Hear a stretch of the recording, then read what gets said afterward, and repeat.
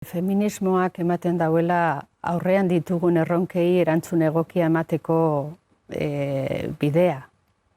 Da aukera bat, da beti hor egondan tresna, baina orain egin den lanari esker, ekonomia feministaren inguruan ere adituek egin duten lanari esker, gerean geratu da, aurrean ditugun erronkei erantzun egokia emateko tresna ezin hobea dela. Orduan, nik uste dut hori barneratzen ari dela,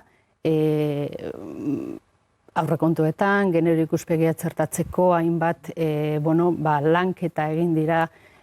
gobernuan, emakundetik bultzatuta eta ogasun departamentuarekin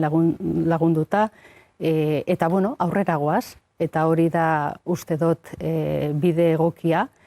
kontuan izan da, oraindik bide luzea dugula egiteko, baina konbentzituta hori esan dudan bezala, hori dela bidea eta aukera paregabea aurrean ditugun erronkei erantzun egokia.